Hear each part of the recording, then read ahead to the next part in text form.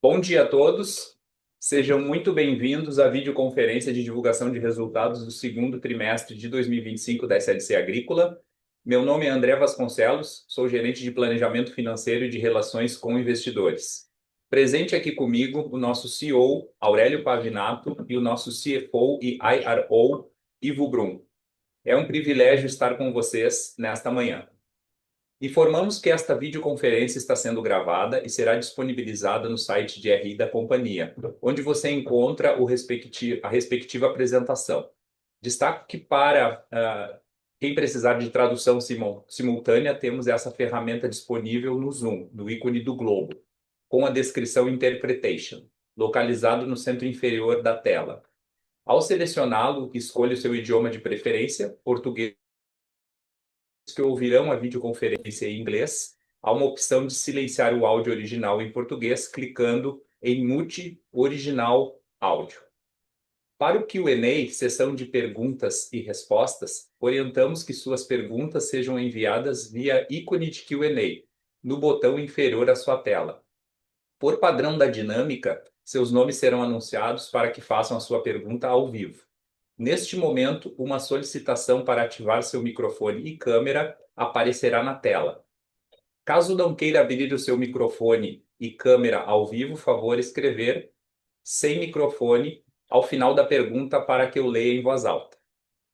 Ressaltamos que as informações contidas na apresentação e eventuais declarações que possam ser feitas durante a videoconferência relativas às perspectivas de negócio, projeções e metas operacionais e financeiras da SLC Agrícola constituem-se em crenças e premissas da administração da companhia, bem como as informações atualmente disponíveis.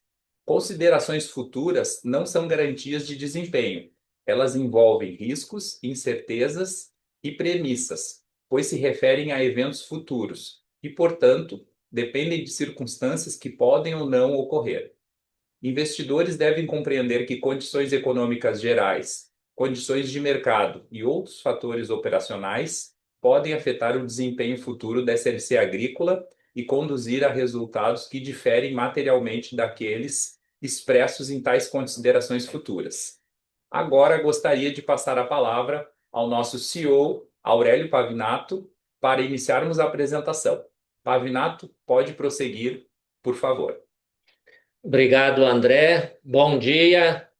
Agradecemos a participação de todos na videoconferência de divulgação dos resultados do segundo trimestre de 2025 da SLC Agrícola. Vamos para o slide 4, onde vamos comentar sobre o mercado do algodão. O segundo trimestre de 2025, abril a junho, o mercado do algodão apresentou um comportamento marcado por oscilações limitadas, tanto no mercado internacional quanto no mercado interno brasileiro. Alguns fatores pressionam e sustentam os preços de algodão, tais como a produção mundial de algodão em 24, 25 e as projeções para 25, 26 apontam para uma redução da oferta, o que, em tese, sustenta os preços no mercado internacional. Por exemplo, a expectativa é de uma safra menor, o que ajuda a reduzir a oferta no mercado global. Mesmo com a desaceleração de maio, o Brasil manteve um ritmo forte de exportações na safra 24-25, se consolidando como um dos maiores fornecedores globais de algodão. A demanda por algodão brasileiro, especialmente por países como China, ajudou a sustentar os preços. Em resumo, o segundo trimestre de 2025 para o algodão foi um período de estabilidade. O mercado físico refletiu a cautela dos produtores e a falta de uma demanda robusta por parte da indústria, enquanto os agentes se voltaram para o planejamento de longo prazo, de olho nos contratos futuros e nas expectativas para a próxima safra. Vamos para o slide 5 para falarmos sobre a soja. Nesse trimestre, o preço da soja apresentou uma trajetória de estabilidade no mercado interno brasileiro, pois, apesar das oscilações nas cotações internacionais, os prêmios oscilaram de forma positiva, compensando a queda em Chicago. Alguns fatores que influenciaram os preços. No Brasil, a safra 24-25 foi robusta com produção recorde, colocou um grande volume de grão no mercado. Essa oferta massiva gerou pressão sobre os preços. O avanço da safra nos Estados Unidos e o clima favorável nas principais regiões produtoras gerou expectativas de aumento da oferta global, o que pressionou ainda mais as cotações na Bolsa de Chicago, impactando diretamente os preços de referência para o Brasil. A nível mundial, o balanço entre oferta e demanda, safra 25-26, apresenta uma projeção, segundo o USDA, de uma produção superior ao consumo em apenas 1,3 milhões de toneladas, sendo este o menor saldo positivo dos últimos 4 anos. A demanda por derivados da soja permaneceu firme, especialmente para o suporte de esmagamento e produção de biodiesel. Isso também deu suporte aos preços. O volume de exportações brasileiras se manteve elevado, com a China sendo o principal destino, demonstrando que, embora os preços tenham caído, a competitividade e a demanda pelo produto brasileiro continuaram fortes. A soja brasileira continua sendo um pilar fundamental da segurança alimentar mundial. Vamos agora para o slide 6 para falarmos sobre o milho. O preço do milho no segundo trimestre de 25 demonstrou um cenário de pressão de baixa no mercado. Essa dinâmica foi influenciada por uma combinação de fatores. A colheita da segunda safra de milho no Brasil foi um dos principais fatores que pressionaram os preços. As chuvas em abril e maio favoreceram o desenvolvimento da safra, o que elevou as projeções de produtividade. Esse aumento de oferta gerou um excedente de grão no mercado, com a colheita avançando e os preços cedendo em diversas regiões do país. Paralelamente, nos Estados Unidos, a área plantada e as condições climáticas favoráveis para a safra 25-26 contribuíram para um cenário de maior oferta global. Essa expectativa de uma colheita recorde nos Estados Unidos impactou as cotações internacionais e as negociações na Bolsa de Chicago, refletindo diretamente no Brasil.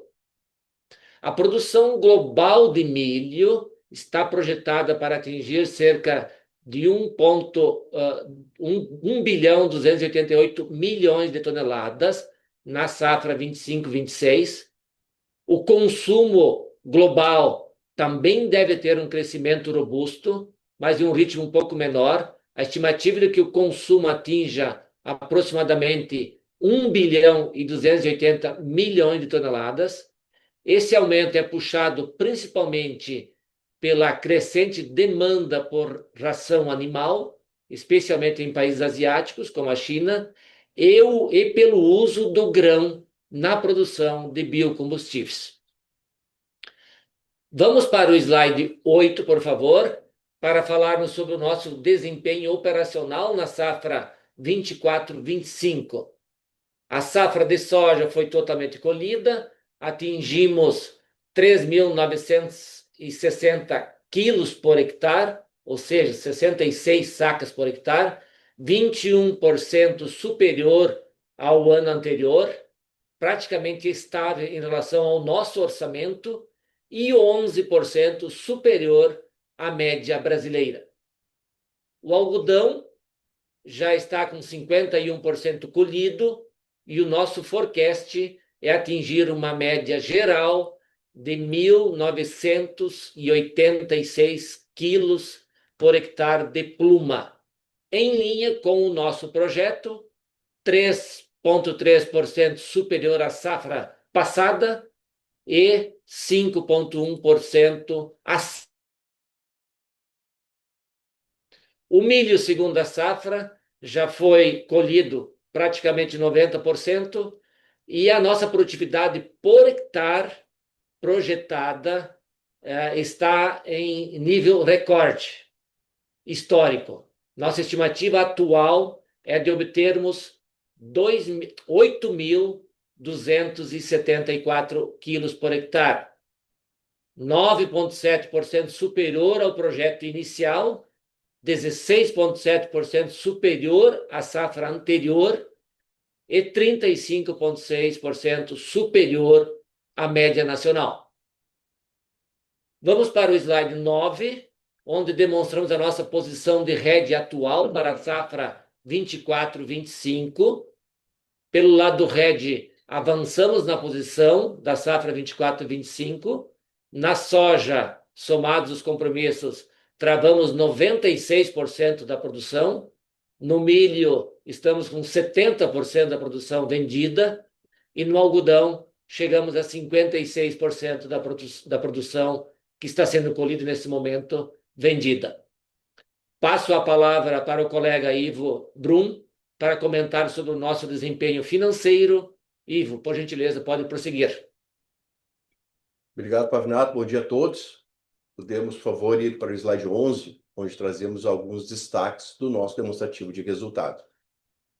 Primeiramente, a nossa receita líquida totalizou no trimestre 1,9 bilhão, um crescimento de 37,8% em comparação com o mesmo período do ano passado. Esse resultado demonstra o maior volume faturado de soja e milho, reflexo da maior produtividade obtida e o aumento dos preços faturados no período. No semestre, a receita líquida atingiu 4,2 bilhões, crescimento de 26,7%, um recorde histórico de volume e receita faturado tanto no trimestre quanto no semestre. O nosso EBITDA ajustado, que é um importante indicador da nossa performance operacional, alcançou 556,6 milhões de reais, com margem de 30%. No semestre, alcançamos um EBITDA ajustado de 1,5 bilhão, com uma margem de 35,8%. Esse crescimento demonstra a nossa capacidade de geração de caixa operacional. Passando para o resultado, o lucro líquido foi de 139,9 milhões de reais, uma queda de 56,5% em relação ao trimestre anterior. A variação de queda ocorreu devido ao registro inferior de 413 milhões dos ativos biológicos, em virtude da menor área marcada de algodão em pluma e caroço. Esse impacto é oriundo das intempéries climáticas que atrasaram o ciclo de desenvolvimento do algodão, impactando o período de marcação do ativo biológico, o qual concluímos o trimestre com apenas 76% registrado, e no ano anterior já tínhamos marcado 100%. Para o semestre, o lucro líquido atingiu 650,6 milhões de reais, uma evolução de 18,2% frente ao mesmo período do ano anterior. A geração de caixa no trimestre foi de 626,2 milhões negativos e no semestre 2,1 bilhões, refletindo os investimentos desse período. No trimestre, realizamos o pagamento dos arrendamentos e insumos da safra. Além disso, ocorreu o desembolso de 103 milhões respectivos à aquisição da participação minoritária da SLC-MIT. No semestre, além dos desembolsos realizados no segundo TRI, a companhia realizou alguns investimentos estratégicos relevantes, tais como pagamento de 636 milhões relacionados à aquisição de terras, como o pagamento da última parcela da Paysandu, que corresponde a 180 milhões, mais 361 milhões relativos à aquisição da Fazenda Paladino e 95 milhões da Fazenda Unaí, em Minas Gerais. Além disso, realizamos o pagamento da última parcela da aquisição da participação minoritária da SLC Lêndico, no valor de 281 milhões de reais. No slide 12, apresentamos a nossa posição de endividamento. A dívida líquida ajustada da companhia encerrou o primeiro semestre de 2025 em 6 bilhões de reais, apresentando um aumento de 2,3 bilhões de reais em relação a 2024. Esse incremento na dívida líquida decorre principalmente pelos pagamentos relacionados ao custeio da safra e pelos investimentos estratégicos realizados. A dívida líquida EBITDA ajustado finalizou o período em 2,33 vezes.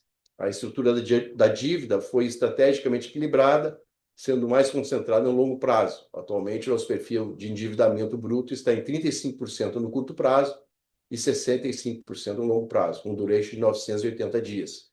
Estamos trabalhando para reestruturar a dívida, alongando seu vencimento, garantindo um plano de amortização adequado à nossa operação, nesse momento de crescimento.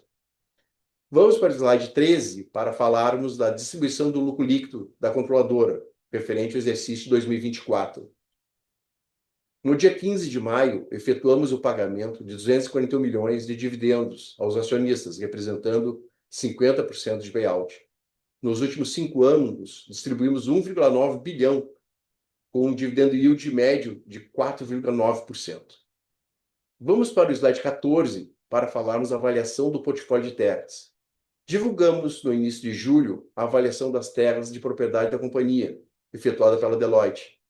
As terras foram avaliadas em 13,4 bilhões de reais, uma apreciação de 15,6% no portfólio.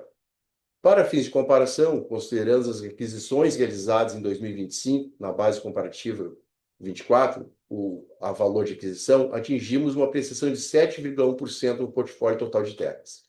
O valor atual do hectare médio executado é de R$ 58,96 por hectare. Após a nossa avaliação, após a líquido dos ativos subiu para 14,1 bilhões de reais. Consequentemente, o valor patrimonial por ação atingiu R$ 31,90 reais nesse trimestre, superando em 12% o valor de R$ 28,50 registrado em dezembro de 24. Passo a palavra para o Pavinato para apresentar as perspectivas para a safra 25-26.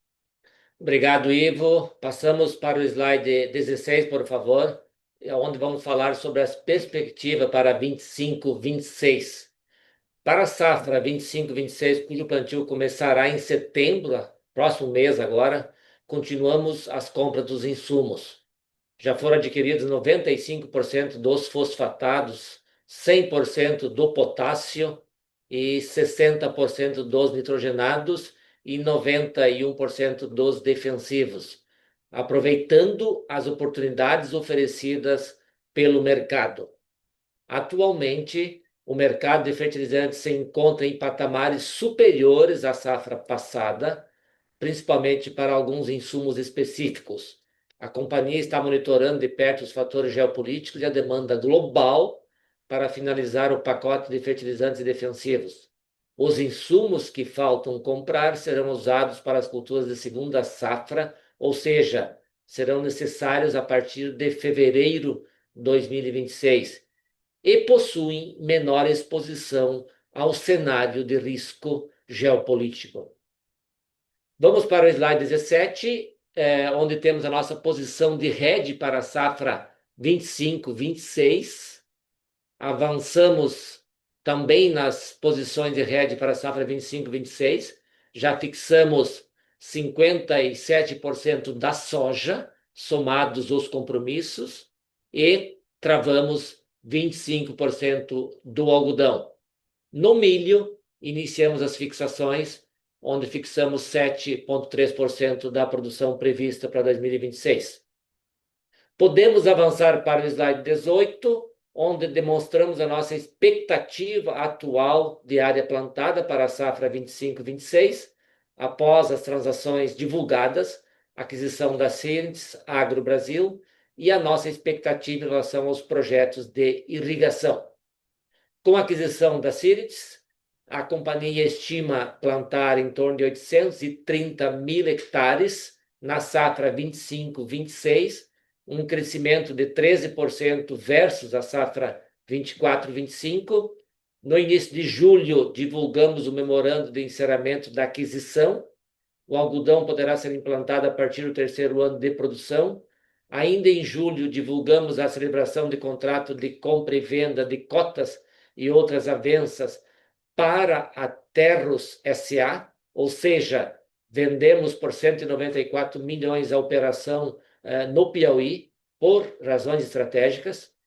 Agora, vamos ir para o slide 19, por favor, para falarmos sobre o nosso irrigação.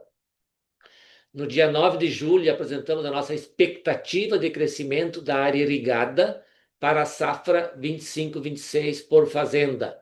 A irrigação visa contribuir na mitigação de riscos climáticos e maximizar o uso da terra com a produção de segunda safra. Além disso, aumento de produtividade e estabilidade de produtividade com sustentabilidade.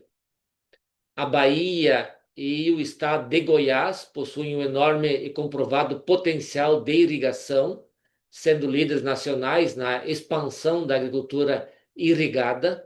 A utilização de sistemas de irrigação nesses estados tem permitido uma revolução na produtividade, garantindo safras mais seguras e até mesmo viabilizando 2 safras em um mesmo ano. Na safra 25-26, prevemos instalar a estrutura de irrigação em mais 3,3 mil hectares. Atualmente, a nossa área irrigada é de 16 mil hectares. A nossa intenção é atingir, nos próximos anos, 53 mil hectares irrigados no portfólio. Obrigado. E agora abriremos para a sessão de perguntas e respostas. Eu devolvo a palavra ao André. Obrigado, Pavinato. Agora daremos início ao Q&A. Pedimos, por gentileza, que façam suas perguntas por escrito, de uma vez só, aguardando a resposta da companhia. Lembrando, para fazer perguntas, solicitamos que sejam enviadas via ícone de Q&A no botão inferior à sua tela. Por padrão da dinâmica, seus nomes serão anunciados para que façam a pergunta ao vivo. Neste momento, uma solicitação de ativar o microfone e câmera aparecerá na tela. Caso não queira abrir o microfone ou câmera, ao vivo, favor escrever sem microfone, câmera, ao final da pergunta para que eu leia em voz alta. A nossa primeira pergunta, então, é do Barra, do Citi, né? Então, Barra, por favor, pode abrir o seu áudio, sua câmera e fazer a sua pergunta.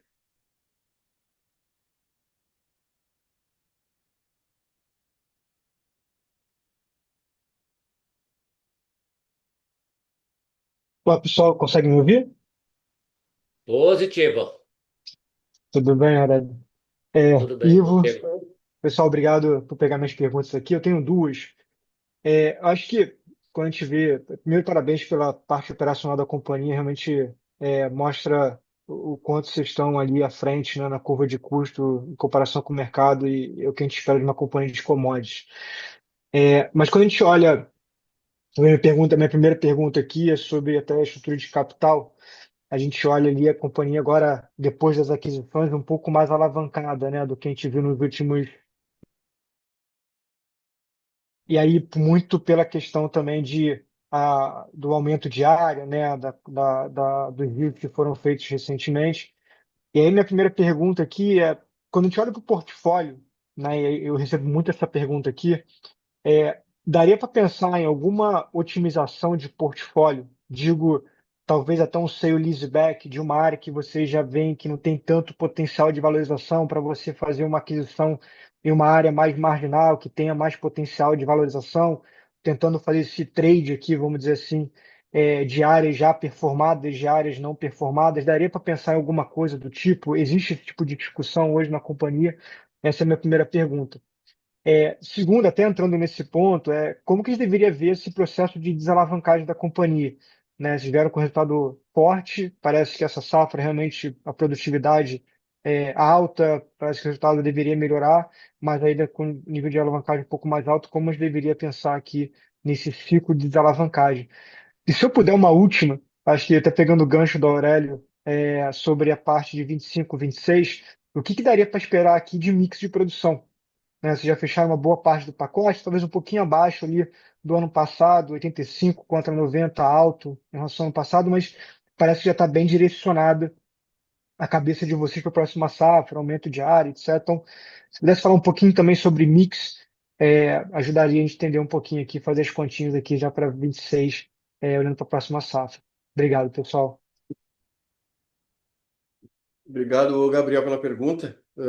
Bom, efetivamente a alavancagem, né, Gabriel, o que acontece? Esse momento do ciclo é o momento que a gente está no ápice do endividamento da companhia, né? Porque a gente já fechou todos os gastos da safra 24/25, né? Pagou todos os fornecedores.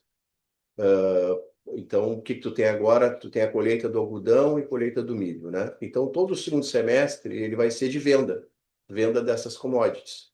Então, invariavelmente, esse trimestre é o trimestre do pico da nossa dívida. No segundo trimestre, isso deve cair gradativamente em função da venda, né, entrega dos produtos, né? Então, o novo período de pagamentos vai acontecer somente no ano de 2026 dos fornecedores. Então, se deve já nos próximos meses, né? E, Sobre o ciclo de desalavancagem, logicamente, a gente fez aquisições importantes, né? E principalmente quando tu faz aquisição de terra, é um processo que demora um pouco mais para te ter o retorno desse recurso, né? Mas a nossa projeção é que nos próximos 3, 4 anos isso já deva estar devidamente equacionado, até porque a gente tem uma boa geração de caixa, né? Logicamente, nós não vamos fazer essa desalavancagem com o intuito de diminuir o dividendo para o nosso investidor. Mas o dividendo vai continuar provavelmente nesse mesmo patamar que nós temos hoje, 50% de payout. Então, ou seja, vai ser uma redução gradativa, o que também não nos incomoda, porque a gente entende que uma alavancagem de 2 vezes EBITDA é completamente aceitável, né? Mas gradativamente isso deve reduzir ao longo desses próximos anos. Perfeito, Gabriel. Deixa eu complementar a parte do portfólio, né? E leaseback. A gente hoje está com 38% da nossa operação em terras próprias e 62% em terras arrendadas. A gente já tem dito há muito tempo no mercado que nós estamos caminhando para 1/3, 2/3, né? Então sempre existe essa possibilidade de a gente evoluir em ter mais terras arrendadas e na proporção e menos terras próprias, né? Então isso é um tema que está sempre na nossa mente em termos de estratégia de mix de portfólio, obviamente buscando maximizar o retorno sobre o capital investido, né? E a gente sabe que o retorno do capital investido na terra própria ele é interessante, mas ele é interessante quando a gente inclui a apreciação das terras, né? E aquela história, como a gente acaba não vendendo essas terras, esse retorno não vem para o caixa da empresa, né? E o nosso investidor não visualiza a cor do dinheiro. Por isso que esse equilíbrio entre as terras próprias e as terras arrendadas é o que vai gerar um retorno melhor ainda para o nosso investidor. Em relação ao mix 20, 25, 26, as 3 fazendas que nós incorporamos agora, a gente já anunciou, a gente vai plantar soja e milho nessas 3 fazendas, né? Então, o ajuste do algodão, ele vai ser basicamente em função do ajuste da área de cada fazenda, das fazendas que nós já temos algodão. E nós estamos, neste momento, na safra atual, já construindo uma nova algodoeira lá no Piauí, numa fazenda do Piauí, a fazenda Parnaguá. Então, essa também já abre espaço para algum ajuste na área do algodão no próximo plantio. Então, a gente vai, em outubro, provavelmente divulgar a nossa área plantada de cada cultura, mas a lógica é esse grande crescimento das síntese, este crescimento é em cima de soja e milho, né? E aí, o algodão ele vai ter ajustes, obviamente, em função da rentabilidade e a margem de contribuição em cada uma das fazendas que a gente já opera com algodão atualmente. super claro. Do nosso negócio de sementes, né? E semente de soja, semente de algodão, nós estamos crescendo, então não dá para esquecer que nós temos um outro negócio dentro da empresa, que é o negócio de sementes, que é um negócio que está crescendo, e estamos indo bem, estamos vendendo bem a semente nesse ano, e também o negócio de pecuária, nós estamos crescendo também nosso volume de cabeça de gado, compra e venda, então são os outros 2 produtos que nós temos na empresa, além dos 3 produtos tradicionais, que é a soja, milho e algodão. Ótimo ponto. Obrigado. Obrigado, Barra. Vamos agora, temos uma pergunta do Pedro Fonseca, do Bradesco. Pedro, por favor, pode abrir a sua tela e seu áudio para fazer a sua pergunta.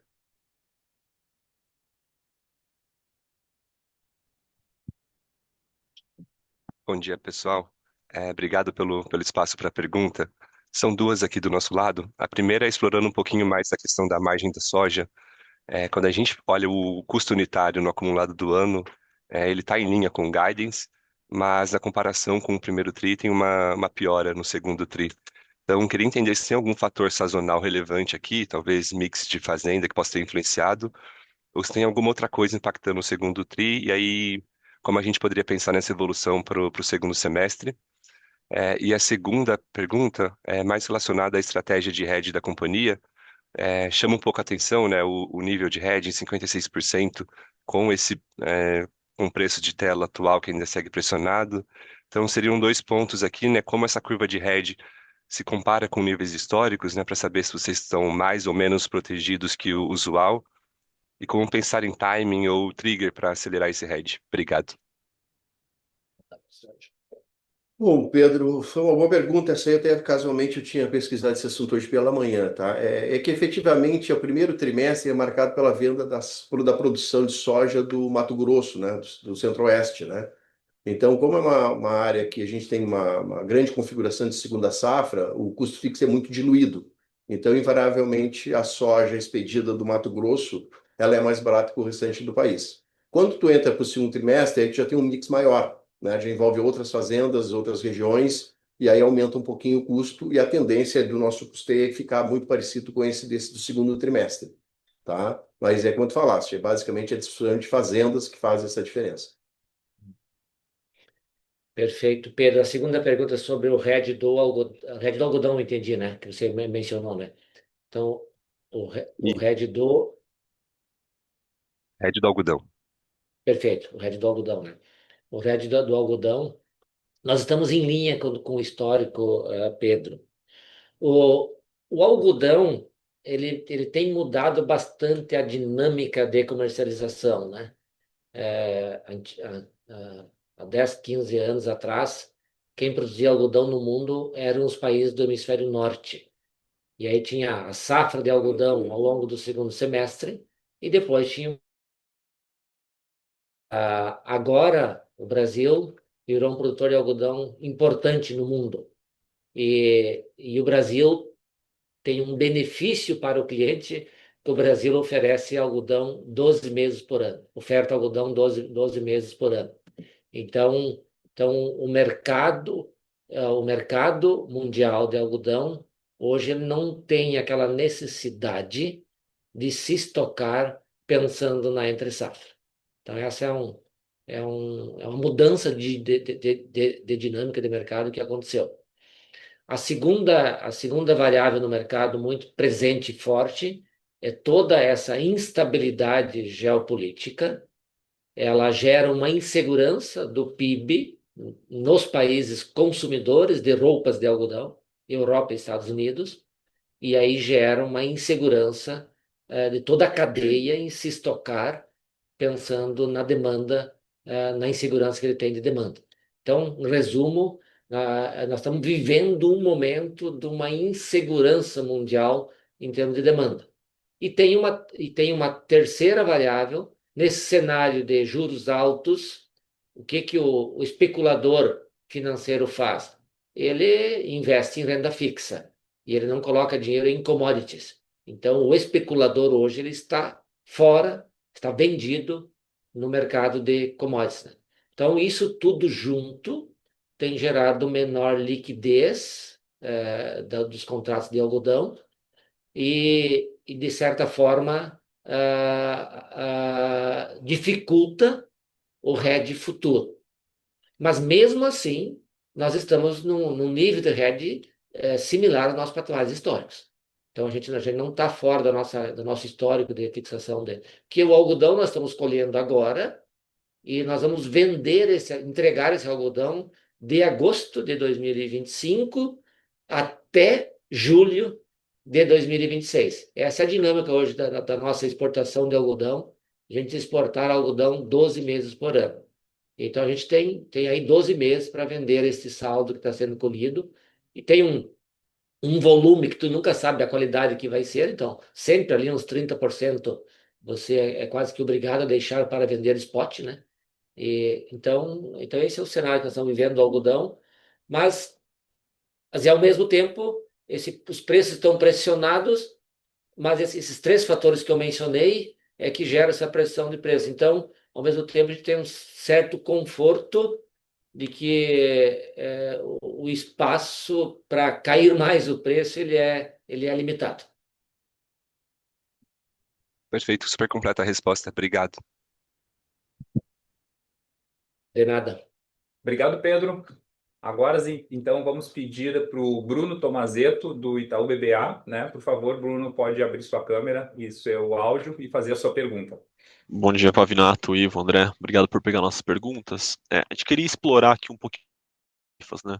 Algum tempo que a gente já tem acompanhado, ou pelo menos a gente tem esperado o desenrolar dessas negociações comerciais entre China e Estados Unidos. Agora se fala de negociação dos Estados Unidos com outras regiões.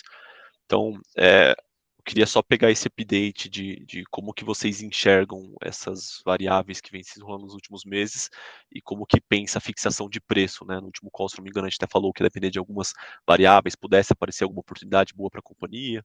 Tem mais um update nessa frente. E aí, se eu puder só fazer um follow-up na resposta anterior, já ficou super claro que a companhia tem um limitante de alavancagem onde crescer vai ficando menos interessante, né? Parece que a gente está nesse ponto ou muito próximo disso, mas a gente queria entender se eventualmente aparece um mercado mais pressionado, com algum ativo bastante estratégico, bastante descontado, como que fica a cabeça da companhia, né? Então, pegar essa leitura do trade-off entre alavancagem contra alguma oportunidade muito estratégica que possa aparecer daqui para frente. É isso, obrigado.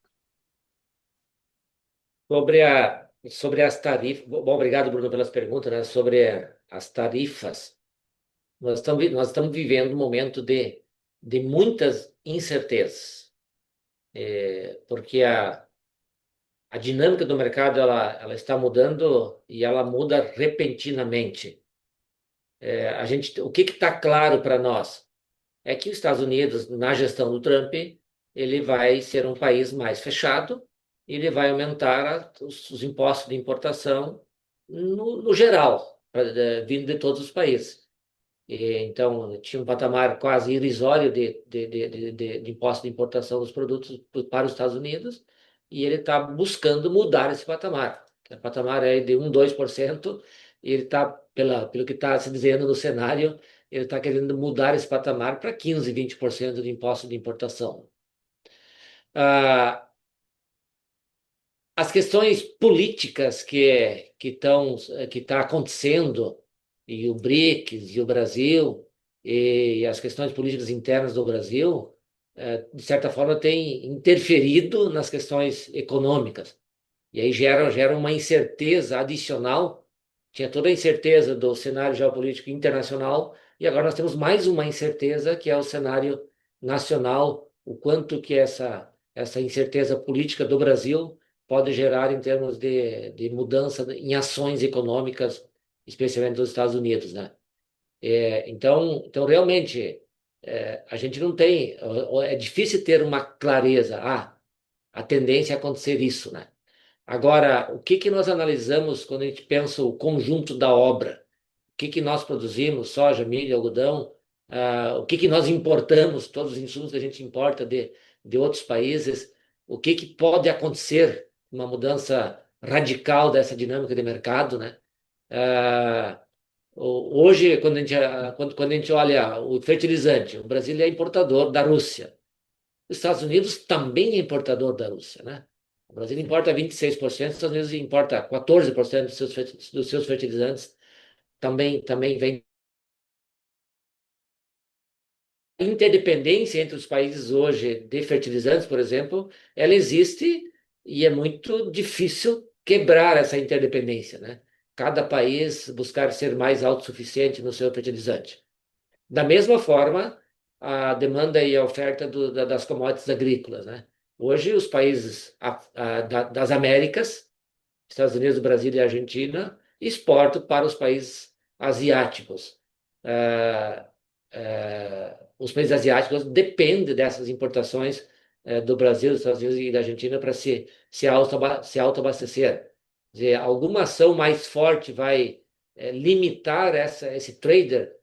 A China, os Estados Unidos vai chegar num acordo com a China e isso vai obrigar, ou a China vai concordar em importar mais dos Estados Unidos e menos do Brasil, pode até acontecer. Mas aí abre outros mercados para o Brasil. Porque quando a gente olha volume de soja, de milho, de algodão no mundo, o volume de produzido está aí para atender uma demanda que também está aí. Então, se o Brasil vai vender menos para a China, o Brasil vai vender mais para outro país. Se os Estados Unidos não vende para a China, e ele hoje está acontecendo isso, ele está vendendo a soja dele para outros países, né? E assim como o algodão também. Então, esses vasos intercomunicantes entre os países,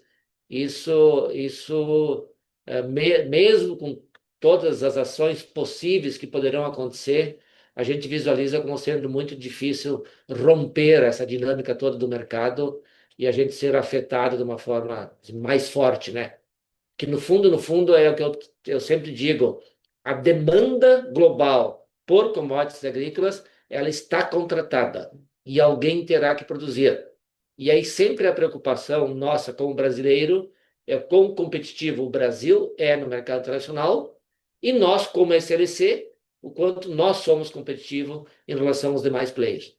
Então a gente tem essa visão de pano de fundo aí que a gente sempre mantém a confiança de continuar investindo e expandindo.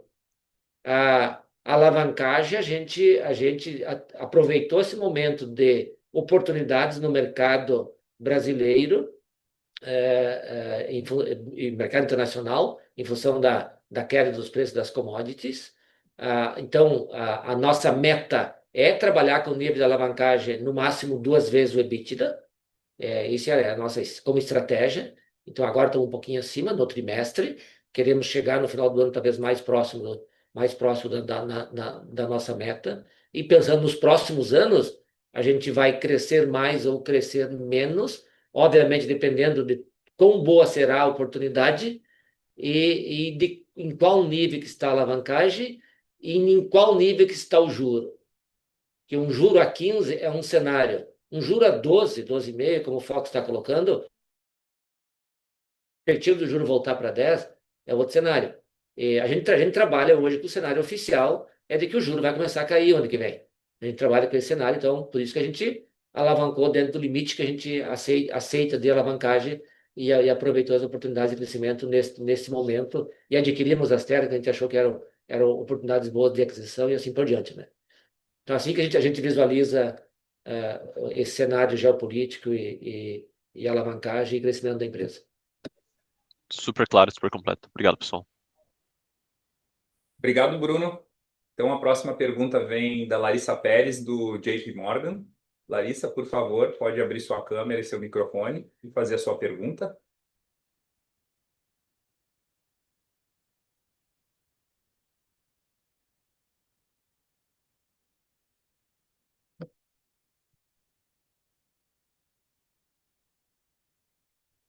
Larissa? Oi, pessoal. Perdão, desculpa pela demora. Pavinato, Ivo, André, Ali, obrigada por pegarem as nossas perguntas. Acho que aqui do nosso lado a gente tem duas rápidas, uma para o Ivo e uma para o Pavinato. Ivo, ali no começo do call, você comentou sobre esse trabalho mais focado de liability management que vocês estão fazendo nesse momento de alavancagem mais alta, enfim, geração de caixa generada pelo CAPEX mais alto. Eu queria entender contigo, você pode dar mais um pouco de detalhes sobre o que a gente deveria esperar desses esforços de liability management? E estaria para a gente falar um pouco, talvez até em upside de geração de caixa, com uma eventual redução de despesa financeira, talvez para a safra que vem. Seria o meu primeiro ponto. E a nossa segunda pergunta vai para o Pavinato. Eu acho que ficou super claro no começo da apresentação, quando vocês falaram que os insumos que faltam vocês comprarem vão ser usados principalmente ali na segunda safra. E se eu me lembro bem, o que mais falta são os nitrogenados, né? Que vocês estão só com 60% comprado. E eu queria entender o que vocês estão esperando para avançar na compra aqui, o que seria um patamar de preço adequado que poderia ser trigger daqui para frente, talvez case um pouco com essa última pergunta das tarifas, mas enfim, é só para entender o que está acontecendo com os nitrogenados especificamente. Obrigada, pessoal. Bom, Larissa, obrigado pela pergunta. Sobre a dívida, efetivamente, a gente tem alguns pagamentos para fazer ainda das aquisições que a gente realizou esse ano, né? Isso para o próximo ano.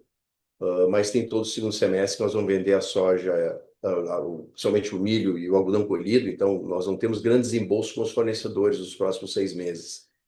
Para o ano que vem, essa redução de juros ela vai se dar muito gradativa, né? Até porque nós temos pagamentos importantes no ano que vem ainda referentes às aquisições, né? Então, assim, se a taxa de juros reduzir, logicamente, isso é um impacto direto na redução da despesa financeira. Se não houver redução de juros, a taxa de juros, a gente deve ter uma redução gradativa, né? Como te comentei, assim, como o Pavinato falou, 2 vezes EBITDA é um patamar que é estabelecido pelo nosso conselho como sendo saudável, mas que isso a gente tem a recomendação de ser muito seletivo em qualquer investimento, mas a gente deve reduzir isso gradativamente nos próximos anos, uma coisa do dia para a noite. Obviamente surgiu uma oportunidade, como foi comentado antes, sem leaseback, a gente está sempre analisando e sempre disposto, mas isso não é um fator determinante para a gente trabalhar como sendo o grande resolvedor dessa questão. A questão é, nós temos geração de caixa operacional positiva, né, invariavelmente, e isso nos dá sustentação para frente. Agora, a redução dos juros efetivamente vai depender muito do nosso investimento. A gente tem um plano de investimento ainda bem razoável, até porque a gente anunciou que tem um plano de investir em irrigação e a gente não abriu mão de fazer esse plano ainda. Logicamente, vamos buscar funding mais adequado, finames que possam nos suportar nessa manutenção desse plano de crescimento em irrigação. Perfeito, perfeito, Larissa. Obrigado pela pergunta sobre os fertilizantes, né? Os fertilizantes, hoje, quando a gente olha assim, o pacote de fertilizantes que o Brasil utiliza, o quanto eles estão mais caros em comparação aos preços históricos. O que são preços históricos? Média dos últimos 10 anos, excluindo os outliers, os 10% outliers. E hoje os fertilizantes eles estão 40% mais caros do que o preço histórico. Então, é um preço alto, é um produto caro para commodities que estão com preços baixos. E não é caro somente para o Brasil. Ele é caro para o produtor mundial. O produtor americano está estrangulado também em termos de margem, em função desses custos altos dos insumos atualmente. Então, neste cenário, há uma limitação de até quanto que pode subir esses preços desses fertilizantes. Obviamente que a incerteza, a guerra, gerou essa volatilidade, essa disparada dos preços momentaneamente, né? Então, quando a gente analisa de que há uma relação entre preço da commodity e preço dos fertilizantes, dos insumos ao longo dos anos, e aqueles repiques de preços altos de fertilizantes, eles sempre aconteceram em momentos de preços altos das commodities. Aí é uma questão de oferta e demanda e oportunidade do mercado em ganhar com preços melhores. Quando essas commodities cedem e estão em patamares baixos, historicamente, o fertilizante cedeu também e voltou para os patamares históricos. Então, hoje nós estamos vivendo essa incerteza geopolítica e que gerou esse repique no preço do fertilizante. Então, a tua pergunta, a nossa visão, em algum momento, ali na frente, vai se ajustar. O preço do fertilizante para o patamar mais próximo do histórico, né? Então, por isso que na nossa visão, a compra, né? Aí depende do produto, tem variações entre os que estão mais caros hoje, é nitrogênio, é fósforo. Até o potássio não está tá 13% acima do preço histórico apenas, né? Hoje o potássio. Então, nitrogênio e fósforo estão produtos, né? Então, esse time, então nesse caso, é conveniente esperar uma oportunidade futura que provavelmente virá de algum ajuste nesses preços e para você completar essas aquisições. Ficou super claro, pessoal. Obrigada pelas respostas. Obrigado, Larissa. Então, vamos agora, a próxima pergunta vem do Pedro Fonseca, da XP. Pedro, por favor, pode abrir seu áudio?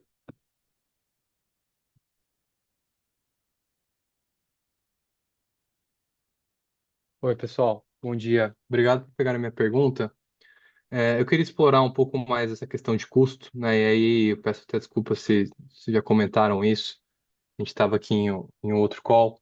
É, mas quando a gente olha aqui a curva de aquisição de insumos, né, a impressão que a gente tem é que o custo para as primeiras safras já está todo dentro de casa.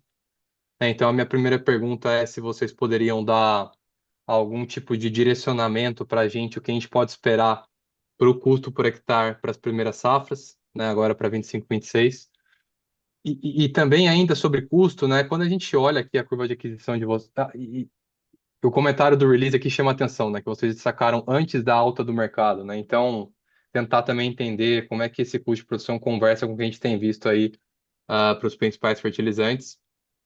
E quando a gente olha aqui também a aquisição, a curva de aquisição da companhia, a impressão que dá é que a companhia está outperforming bastante a média do Brasil, né? A gente vê que, dada a relação de troca mais apertada, a aquisição de fertilizantes está bem atrasada, né? Quando a gente vê os dados de entrega. E aí, Pavinato, você já comentou um pouco da questão de Rússia, né? Eu queria ouvir de vocês se vocês têm visto algum tipo de movimento do mercado visando se preparar para um hipotético cenário de situação de sanções, etc. E o que vocês acham, quão disruptivo vocês acham que isso pode ser? Né? Porque quando a gente olha aqui dado de importação, de entrega, de line-up, a gente não vê.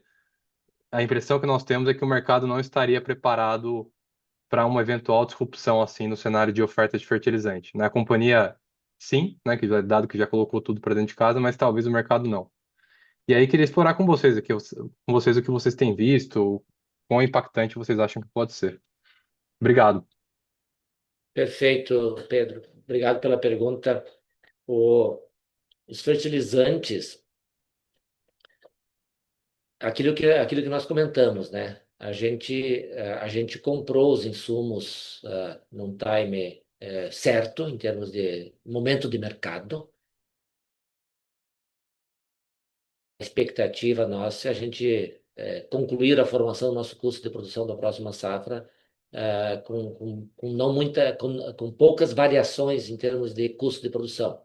Então, o custo de produção do Brasil na próxima safra, ele vai ser um custo de produção mais alto. Então, de certa forma, a tendência é gerar, e se não houver variação nos preços, e a tendência é não haver variação nos preços na próxima safra, a tendência seria de uma compressão de margens, né? Então, nesse ponto, a gente está bem posicionado para a próxima safra em termos de formação de custo de produção, que no momento certo a gente vai anunciar, no momento do próximo release, a gente vai anunciar como é que é a expectativa de custo de produção para a próxima safra. Em relação aos suprimentos, então, aquilo que eu comentei anteriormente, a Rússia, o Brasil hoje importa 45 milhões de toneladas de fertilizantes, 26% vem da Rússia, né? Então, a Rússia realmente é um fornecedor muito importante. E o principal produto que ele fornece para o Brasil é o potássio. 38% do potássio que o Brasil compra, ele vem da Rússia. O nitrogênio é apenas 16%. E o fósforo ele fica na média em torno de 27%. Então, o Brasil não é tão dependente da Rússia assim na parte do nitrogênio quanto ele é do potássio.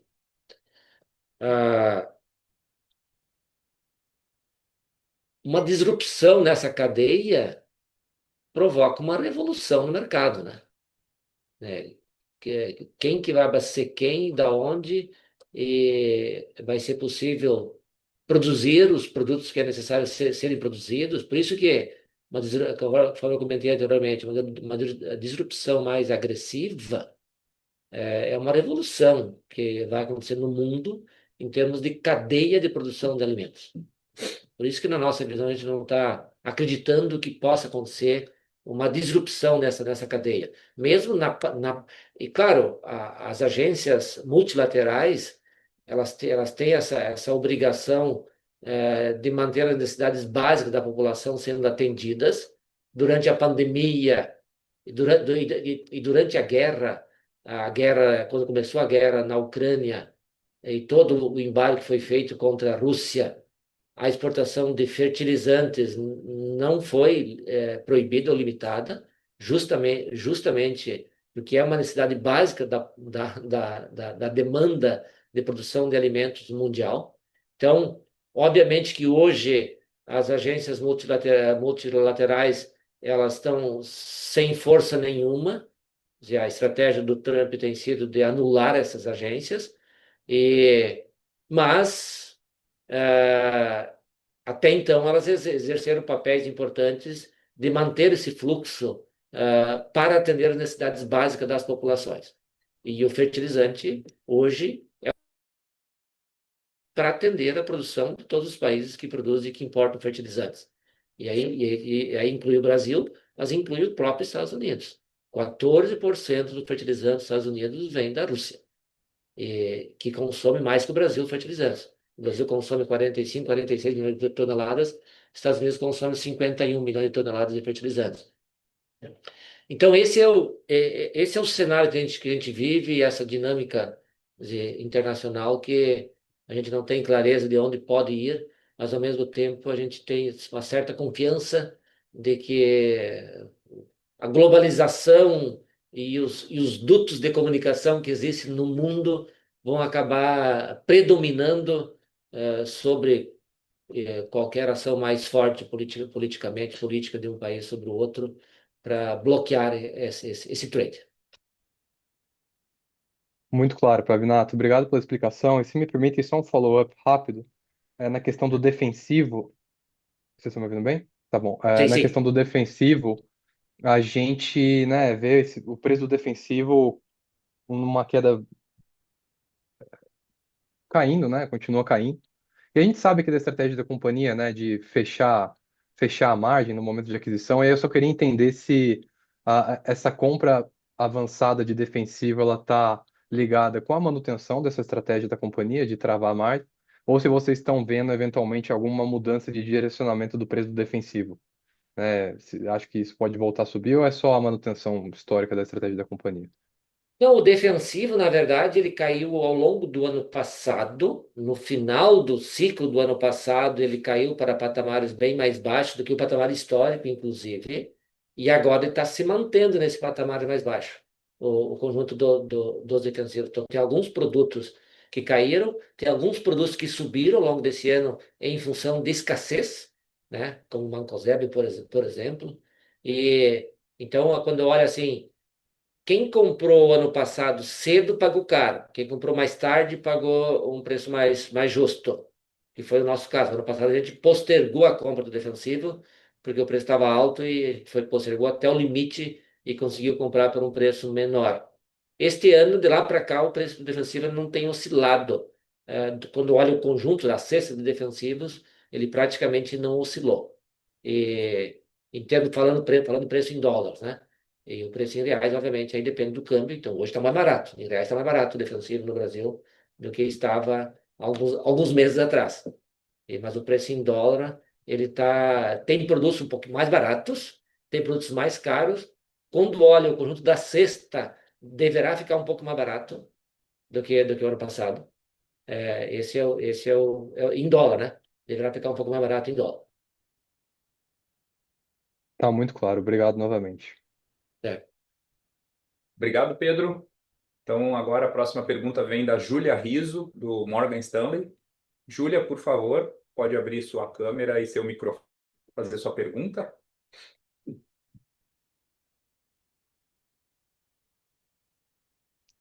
Oi, gente, tudo bem? Bom dia, obrigada por pegar minha pergunta. É bem rápido, um follow-up aqui no resultado realizado de soja. Eu não sei se eu tô sabendo interpretar direito a tabela, mas quando eu vejo aquele resultado por cultura, o preço realizado do primeiro semestre até agora, ele fica relativamente baixo, perto do esperado, usando os dados que a gente tem de câmbio e de hedge. Acho que dá R$ 112 a saca, quanto se você pensar no 11 dólares, câmbio acima de 6 seria um resultado que a gente esperaria por saca significativamente mais alto. É, eu estou fazendo alguma coisa conta errada? O basis aumentou demais? A gente tem que considerar um novo patamar? O que que a gente espera para o resto, né? Que uma grande parte da soja já foi vendida, mas ainda tem alguma parte para vir, né?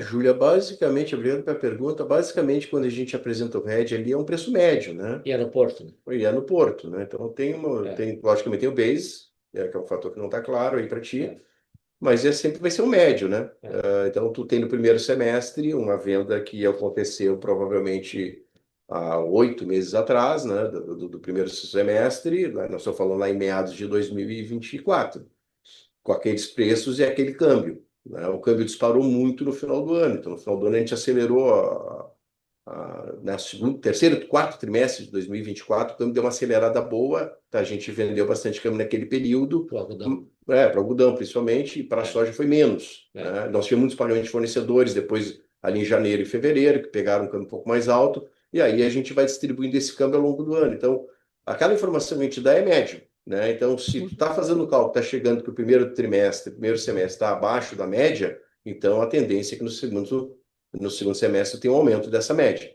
tá? Mas sempre vai ser um cálculo médio. Então, tu vai Não, ter que dar uma. talvez a pergunta melhor seja o preço fazenda, a diferença do preço fazenda para o preço médio do nosso hedge. O que que a gente deveria considerar, talvez, ou em sacas, Depende do em reais? câmbio, depende do câmbio, mas é 2,20, 2,40, depende do câmbio, dólar por bushel, que é Dólares por bushel, né? todo esse custo. A gente pode passar depois exatamente, todo esse custo logístico entre o preço na fazenda versus o preço lá no porto. E aí outra diferença importante é qual é a região que está embarcando, né? Então, como eu comentei, assim, tu tem muito embarque no primeiro semestre, no primeiro trimestre do Mato Grosso, onde o basis naturalmente é mais caro. E no segundo trito já põe uma metade, metade, vamos chamar assim, de embarques, né? Então, isso também faz a diferença, né? Então, tu tem o último trimestre, o segundo semestre geralmente são as regiões mais da Bahia, mais Mato Grosso do Sul, que é onde a gente tem uma posição maior, vai ser mais baixo. Então, tem toda uma distribuição também disso que tem que considerar. Tá bom. Então, só para concluir aqui, os R$ 730 por tonelada, né, que vai dar, acho que, em torno de US$ 100 por tonelada de resultado bruto da soja, ele não seria o esperado, né? Considerando o que falta para vender, ele é acima disso. Vou a vender? A O total entregar? da safra, né? Bem, Eu tinha uma expectativa. eu não consigo te precisar agora. O que eu posso te dizer é que esse segundo trimestre, te diria assim, que ele tem um blend maior entre as regiões, tá? O primeiro trimestre é muito mais centrado no Mato Grosso, né? Mas o nosso acumulado do ano, ele está dando 616. Tudo depende do momento da venda, né? Então, eu teria que olhar ali o que tem para ser entregue ainda, quais as regiões e quais preços negociados para poder te dar essa certeza, tá?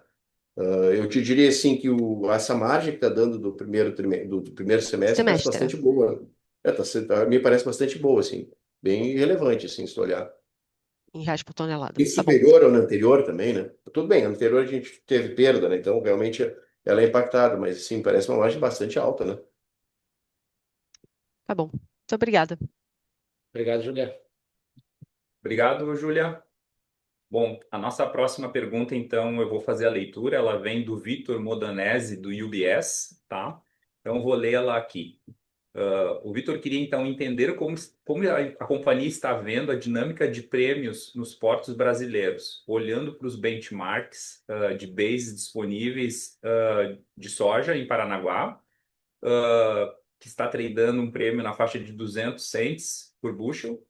Seria interessante, então, entender quanto a companhia está capturando esse prêmio e qual a expectativa que a companhia tem do comportamento disso para o algodão. Então, compramento de bases para o algodão.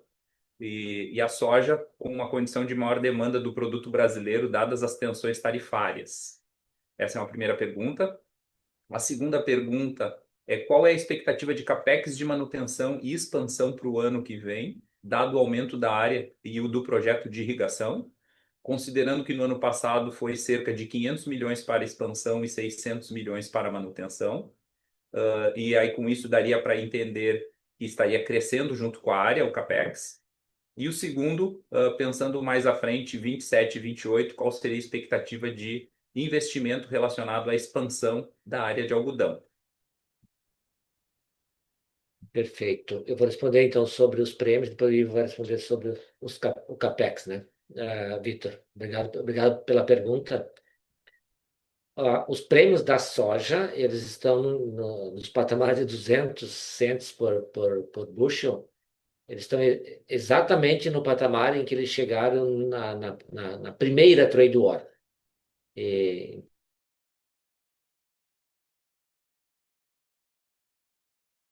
Do comprador comprar soja aqui no Brasil, ao invés de comprar nos Estados Unidos. E hoje a China, ela se abasteceu do Brasil até agora.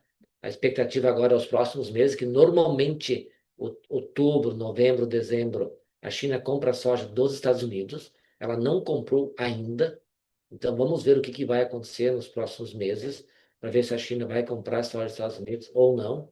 Então a tendência é realmente desse prêmio ficar bem alto nos próximos meses também. Quando a gente pensa em safra nova, safra 26, os prêmios hoje eles estão em patamares históricos, 40 a 70 centavos por bushel, que é o preço da nova safra. Obviamente, não tendo uma evolução em termos de acordo comercial entre China e Estados Unidos, e a China mantendo suas compras de soja do Brasil, a lógica é que a gente vai ter prêmios melhores na próxima safra também. Então, isso deverá ser positivo para nossas exportações. Já o prêmio do algodão, ele está no mercado internacional muito pressionado, patamares lá fora que o cliente lá na Ásia paga para o nosso algodão, para o algodão americano, ele está em patamares bem baixos. Vamos pensar assim, um prêmio histórico lá na Ásia seria um prêmio de 1.000 pontos, ou seja, 10 centavos por libra de algodão, posto o algodão lá. Hoje está na faixa de 700 pontos, o prêmio lá na Ásia. E não só para o algodão brasileiro, ele tem um prêmio menor do que o algodão americano, o algodão australiano. Mas mesmo o algodão americano e australiano está com um prêmio descontado. No caso do algodão, as ações dos Estados Unidos elas são mais rastreáveis e controláveis. Então, os Estados Unidos está com um projeto que é o BACA, que é Buy American Cotton Act. Ou seja, se fabricou a roupa com algodão americano, a taxação vai ser menor. E na importação das roupas de Bangladesh. Esse é um projeto. Isso pode, de certa forma, motivar o cliente a comprar mais algodão dos Estados Unidos do que do Brasil. Felizmente, a safra americana está sendo uma safra menor. Então, eles não vão ter assim, tanto algodão assim para ofertar no mercado. Mas, resumindo, algodão, prêmios pressionados no mercado internacional como um todo. E prêmios no Brasil também. E no Brasil, eu diria assim, mais ainda em função da nossa grande safra. Safra recorde de algodão. Então, a gente oferta algodão 12 meses por ano e a gente, entre aspas, oferta um algodão barato. Esse é o resumo dos prêmios. Bom, sobre o CAPEX, bom, obrigado pelo questionamento. Esse momento é um momento que nós estamos, na verdade, elaborando o nosso budget. Então, a gente tem visitado as fazendas e recolhido as informações e as necessidades de cada fazenda, tanto de custeio quanto de CAPEX, né? Inclusive, agora nós vamos fazer visitas às fazendas que a gente adquiriu recentemente também para mensurar o valor necessário de CAPEX para ser investido. Então, considerando essa taxa de juros altos, tudo isso impacta na definição do que vai ser investido ano que vem. Então, essa definição nós não temos ainda, né? Nós temos, logicamente, projeções, e essas projeções elas são muito sensíveis, principalmente à taxa de juros. Com a taxa de juros altos, a tendência é que a gente faça um enxugamento do capex necessário para o ano. Tá? Então, não dá para hoje a gente conseguir definir qual é o capex do próximo ano. Nós estamos estudando ainda e, logicamente, temos que ver o tamanho do capex necessário vis-à-vis a taxa de juros que temos no mercado e para olhar o impacto que isso vai dar financeiro no próximo ano. Então, isso está em estudo, ainda não podemos ainda chegar a essa conclusão. Ok, chegamos aqui mais uma pergunta, então, do Vitor. A pergunta, então, sobre produtividade. A gente viu mais um ajuste na produtividade do milho, com um recorde para a empresa. Então, se puderem detalhar a dinâmica que levou a essa revisão positiva e a dinâmica da safra como um todo, poderia ajudar a entender. E pensando já em 2025-26, deveríamos esperar uma regressão à média das produtividades ou uma manutenção nesse nível acima da média histórica da companhia? Victor, a produtividade de milho esse ano ela foi acima da linha de tendência, porque choveu mais do que o normal nos meses de abril, maio e junho. Inclusive, chegou da chuva em junho no Mato Grosso e no Maranhão também. Então, com isso, mesmo nós tendo plantado milho esse ano um pouco mais tarde do que o normal, nós estávamos preocupados que a gente poderia ter perda de produtividade esse ano em função desse plantio mais atrasado, em função do atraso da soja que aconteceu na colheita. A gente foi agraciado com essas chuvas adicionais e aí batemos recorde de produtividade. A nossa projeção de produtividade para o próximo ano, ela vai seguir o que nós chamamos de linha de tendência.